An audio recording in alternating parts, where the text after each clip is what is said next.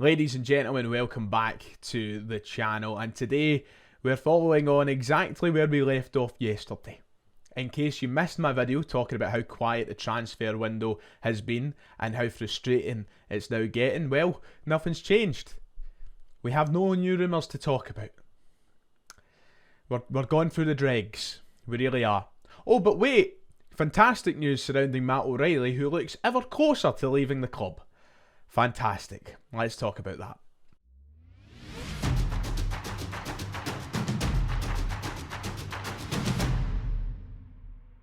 As always, please make sure to hit like and subscribe if you haven't already. It would be much appreciated, trying to get towards that big 50,000 subscriber mark. We're doing the same today as we've had to do many other days. Make something out of nothing. Still nothing happening. Nothing at all. But we're getting closer to the deadline. We're getting closer to the Champions League draw. And of course, Celtic play again this weekend as the Scottish Premiership season continues. So it's not all empty. It's just not as busy as I'd like it to be. Now, a couple of days ago, we spoke about Matt O'Reilly and the potential bid that was incoming from Brighton and Hove Albion down in the English Premier League. A story emerged the other night that Brighton were ready to submit a bid that would break the Scottish transfer record, and that they'd actually already asked the question to Celtic Football Club to inquire about the price that they were looking for. Well, last night we got an update on that. It's one that isn't exactly the greatest news for us Celtic fans. I think we could be preparing to wave Matt O'Reilly off. Buckle up, we've got a few things to talk about here. But it's not great if you're a Matt O'Reilly fan, which is 100% of us. So about 10 o'clock last night, this tweet was put up by Italian journalist Alfredo Padula, who said that the scoop is that Brighton have launched a £25 million plus bonus bid for Celtic's Matt O'Reilly. In his article, he goes on to say that it's looking increasingly destined that Matt O'Reilly will leave his current club. He is a target of Atalanta, as we have reported several times, but in the last few hours, it looks as though Brighton, with their great financial availability, has targeted O'Reilly, and in the last few hours reportedly presented an offer of 25 million plus 4 bonuses, which is really close to what the Scottish club has asked for the 2000-born player. That was according to Alfredo Padula, who is a journalist I've never spoke about on this channel. I was wondering to myself, is this a reliable source? I've tried to do some digging. I've done what we've probably all done by now, had a look at his profile. As you can see, a journalist for an Italian outlet, reports on his own blog, but the main thing is 370,000 followers. A lot of stories reported on the daily by this guy. A lot of them seem to be pretty reliable as well. And usually you don't gather 370,000 followers by being a bad reporter.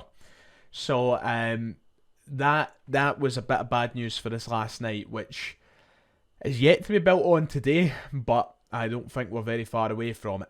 It's all making a lot of sense at the moment when you start to put two and two together. Brighton, who are a club who have a lot of money in the bank anyway, are about to be bankrolled with more money with some of the players due to leave the club. Billy Gilmour, one of those players who seems to be getting a move to Napoli. Pascal Gross, who has moved to Borussia Dortmund as well. Dennis Undav, who is reportedly leaving the club for £27 million. Those are just 3 players who are leaving in this transfer window, on top of all the players that they've sold to big sides over the past few years. They have the money in the bank to make this Matt O'Reilly transfer happen. They've also got rid of Pascal Gross, who is a central midfielder. They've got rid of Billy Gilmour, who's a central midfielder. Guess one of the areas in the park that they need to improve? Centre midfield. The stars are aligning. This bid, we're just waiting on the final word being said, is official from Brighton. And I think this actually could be it. We've been waiting all summer for it to happen. It's got to the point a few weeks ago where I thought to myself, it might not happen. But at Brighton, I say it grudgingly, an attractive move in the modern age of football. It's one that will help Matt O'Reilly develop his game to the next level and playing in the Premier League. Yeah, it's looking bleak. HITC also picked up the story. Their tagline was that they understand this bid will be the largest offer of any club for Celtic star Matt O'Reilly, which is set to break that Scottish transfer record in excess of £25 million. So the reports that came from Italy did suggest that it would be a £25 million deal plus 4 bonus clauses, which we don't know the exact details of. I'm assuming one will be a sell-on clause. Celtic, I don't think we'll let them go without having a sell-on clause, and I assume the others will be performance related, so fees to come in after a certain amount of goals or a certain amount of appearances. We're potentially looking at a deal that could rise to upwards of £30 million. And then God knows what the sell-on fee will be, so that could be a lot more money in the future. We see the likes of Frimpong, who could have a sell-on that could generate £10 million for talking's sake at Celtic. That could be the case with Matt O'Reilly. We just need to know the exact details. But you're talking about a deal that on surface, on paper, will probably be close to that £30 million mark. It's a deal that the club aren't going to knock back. We heard the initial valuation way back at the start of summer was reportedly as high as £40 million. That was then dropped to £30 million as the weeks went on. This is a deal that the Celtic board are not going to knock back. It's as simple as that. Listen, in an ideal world, Matt O'Reilly says, nope, I want to stay at Celtic, I'm staying here, and we keep him for another year and then go through the same rigmarole next summer. But listen, I've accepted the sad reality that this could be it. We're just waiting to hear more details. If the bid is legitimate, if the details of the reports in Italy are legitimate, and then we'll know.